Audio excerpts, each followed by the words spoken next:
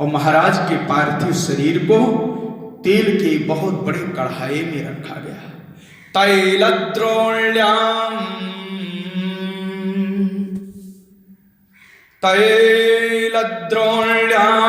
तदा मात्याः संवेश्य जगति पतिम राज्ञः सर्वाण्यथादिष्टाश्चक्रुः कर्माण्यनन्तरम्।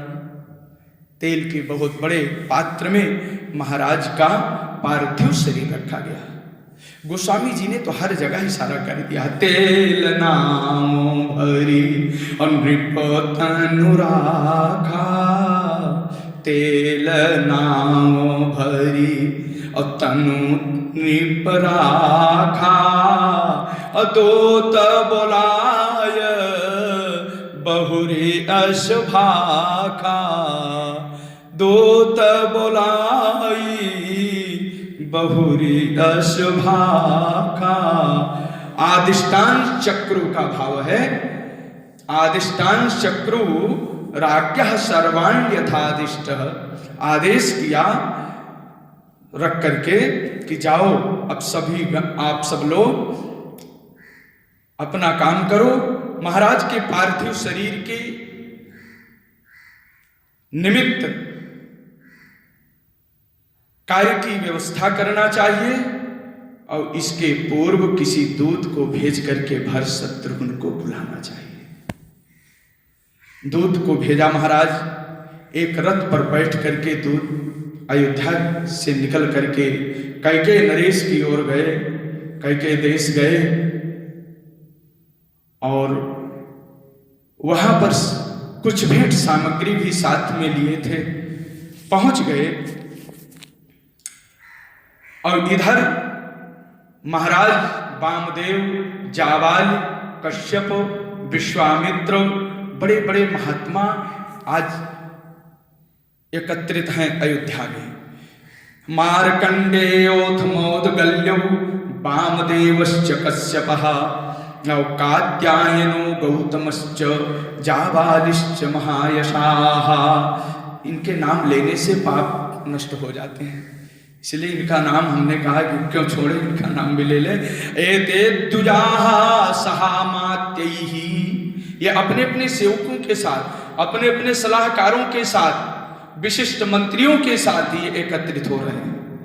अम्ना पृथक वाच मुदीरयन और वशिष्ठमेवाभिमुखाः श्रेष्ठम राजपुरोहितम। वशिष्ठ जी श्रेष्ठ राजपुरोहित हैं, सबसे महान हैं। और जीवत्यपि महाराजे तदैव वचनम वयम नातिक्रमा सर्वे बेलाम प्राप्त्यैव सागरः। हे महाराज, जब चक्रवर्ती सम्राट जीवित थे तो मैंने आपके आदेश का परित्याग नहीं किया। संप्रति अवस्था में आप जो आदेश देंगे वो आपका आदेश राजाज्ञा के समान मान्य होगा। बस वशिष्ठ महाराज ने दूत भेजा और दूत महाराज यहां से तीव्रगामी घोड़े पर चढ़ करके गए। अब कुछ समय बीतने पर कुछ दिन के बाद पहुंच गए वहां।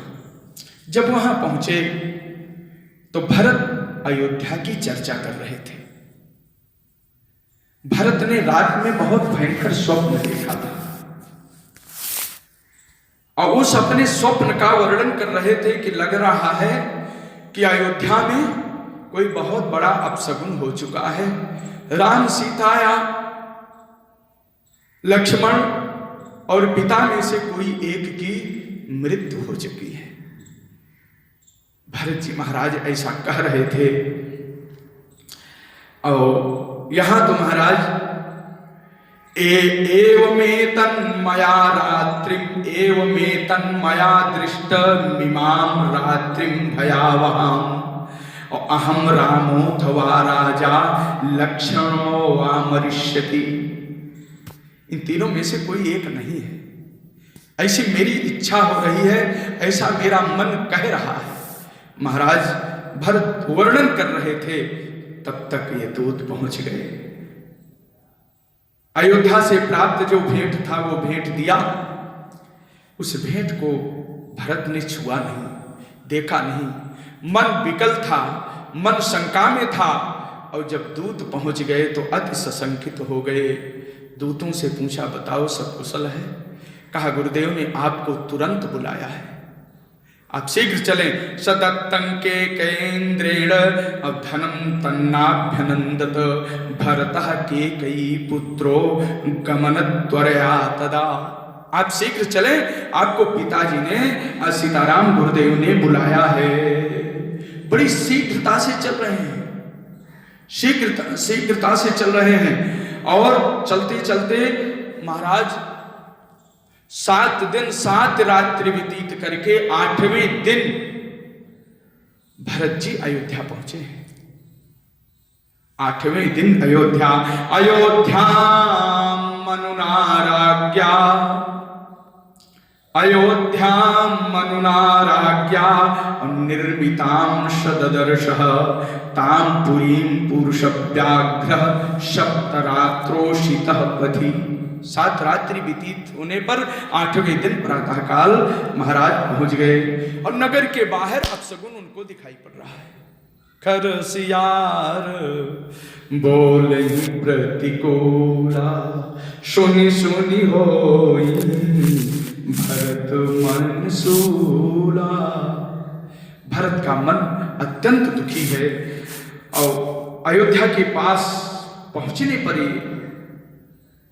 पूर्ण रूप से दुख को प्राप्त कर रहे हैं कि अच्छा समय नहीं है। लेकिन अयोध्या में आ गए। अब पहले सबसे प्रथम श्रीमान भरत जी का प्रवेश माता कैकेयी के महल में हो रहा है। न कौशल्या के महल में गए, सुमित्रा के महल में भी नहीं गए, महाराज चक्रवर्ती के महल में भी नहीं गए, भैया राम के भी महल में नहीं गए, माता कैकेयी के महल में गए। आइए देखते हैं इनके महल में जाने का भाव क्या है।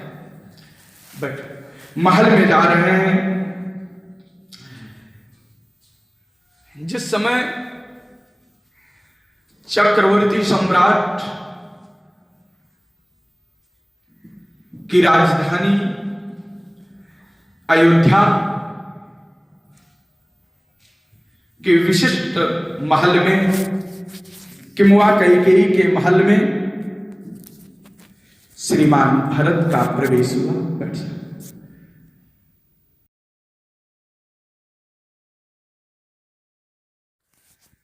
उस समय भरत को देख करके माता कैकेयी दौड़ पड़ी। माता कैकेयी दौड़ पड़ी और बड़ी हंस करके मुस्कुरा करके दौड़ करके भरत के पास आ रही। उत्पपात तदा दृष्ट्वा, उत्पपात सहसा उठ खड़ी हुई, तदा दृष्ट्वा और त्यक्त्वा सौवर्णमासनम, सोने का सिंहासन छोड़ दिया। मेरा पुत्र आया है, मेरा पुत्र आया है। भरत ने माता के चरणों में प्रणाम किया। जो विधि प्रणाम करने की है उस विधि से प्रणाम किया। माता के चरणों में प्रणाम किया।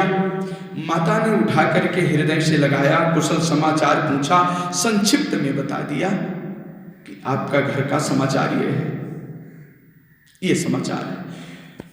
त्वरित में बताया, लेकिन तुरंत बता करके पूछ रहे हैं कि पिताजी कहाँ हैं, पिताजी कहाँ हैं। कैकेयी कह रही हैं, सच सच बता दिया, आपके पिता स्वर्ग चले गए, प्राणांत हो गया।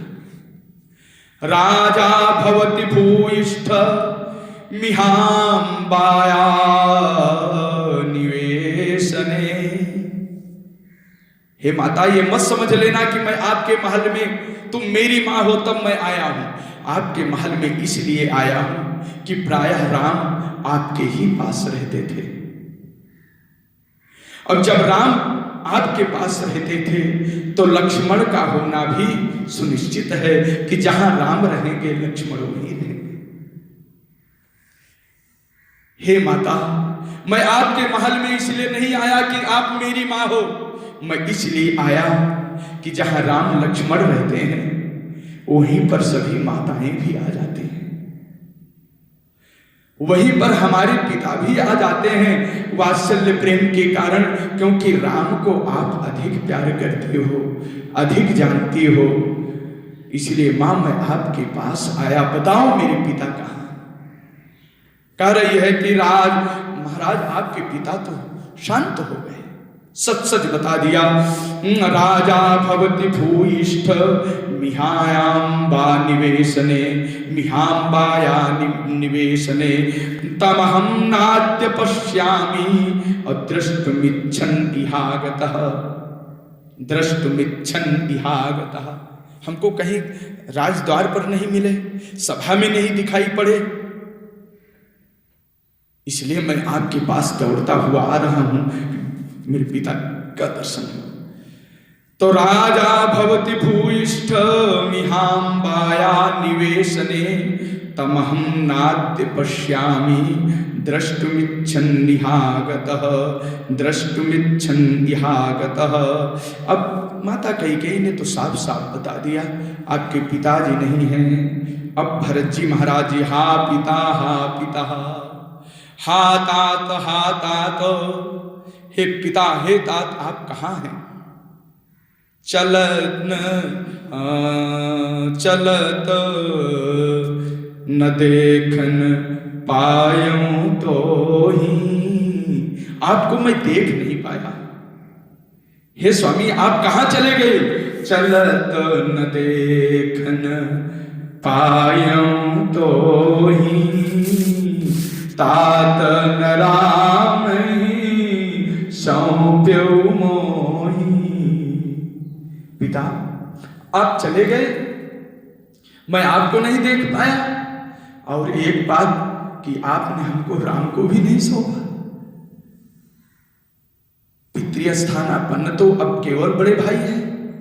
चलत न देखन पायूं तो ही, तात न राम सौंप्यो मोही। बहुर धीर धरी उठे संभारी, बहुर धीर धरी उठे संभारी, कहा पितु मरन हेतु महतारी। हे मां पिता के मरण का कारण क्या है? अभी तो स्वस्थ थे। क्वसपाणी सुख स्पर्शस तातस्या क्लिष्ट कर्मणः। वो पिता का सुकोमल हाथ कहाँ है? मुझे दिखाओ। यो हिमाम रजसा ध्वस्त भीक्षणम परिमार्जति। जब मैं आता था मेरे शरीर में धूल लगी रहती थी, पिताजी उसको साफ करके गोदी में बिठा लिया करते थे। वो पिता का सुख स्पर्श हाथ कहाँ है? कोसपाणी ही सुख स्पर्शः, स्पर्शजन्य सुख प्रदान करने वाला जो कोमल पिता का हाथ था वो दिखाई नहीं पड़ रहा है। कोसपाणी ही सुख स्पर्शः तातस्या क्लिष्ट कर्मणः। यो हिमां रजसा ध्वस्त मभीक्षणं परिमार्जति। मभीक्षणं, किसी की प्रतीक्षा नहीं करते थे, तत्काल स्वयं वो मेरे शरीर को साफ करते थे, मेरी गंदगी नहीं देखते थे। यो में भ्राता पिता बंधुर यस्य दासोऽस्मि सम्यतः सम्मतः, तस्य मां शीघ्रमाख्याहि रामस्याक्लिष्ट कर्मणः। अब तो पिता के न रहने पर केवल एक ही मेरे सहारे हैं, मेरे बड़े भाई राम मेरे सहारे। मेरे राम कहाँ हैं? कैकेयी ने कह दिया, आपके राम वनवास जा चुके हैं। यही पिता का, आपके पिता के मरण का हेतु था। कहां तो ये भावना थी कि यो में भ्राता पिता बंधुर, यो में भ्राता पिता बंधुर, यस्य दासोस्मि सम्मतः। ये भरत की भावना है। कहां पिता के समान मेरे भाई राम कहां है, जिनका मैं दास हूं। तस्य मां शीघ्रमाख्याहि, मेरे आने की सूचना राम को दे दो। रामस्याकृष्ट कर्मणः पिता ही भवति ज्येष्ठो, बड़ा भाई तो पिता के स्थान पर होता है। बड़ा भाई पिता के पितृकल्प होता है, पिता का के स्थान पर होता है। इसीलिए जब तक बड़ा पुत्र जीवित रहता है तब तक मां को पूर्ण रूप से विधवा नहीं कहा जाता है। ये शास्त्र का वचन है। ठीक है, वैधव्य योग तो हो गया है, पति नहीं है, लेकिन ज्येष्ठ पुत्र आत्मा वही जायते पुत्र, इस सूत्र के अनुसार वो पिता के ही रूप में है। इसलिए माता पूर्ण रूप से विधवा नहीं कही जाती है। और एक बात कि ज्येष्ठ पुत्र का नाम माता नहीं लेती है, इसीलिए नहीं लेती है। आत्म नाम गुरोर नाम नामातिकृपणस्य च, आत्म नाम गुरोर नाम नामातिकृपणस्य च। इनका नाम नहीं लेना चाहिए, बहुत कृपण का भी नाम नहीं लेना।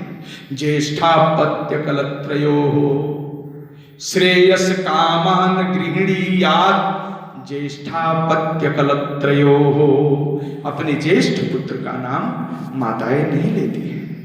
यहां कह रहे हैं कि पिता ही भवति ज्येष्ठ धर्म मार्यस्य जानतः।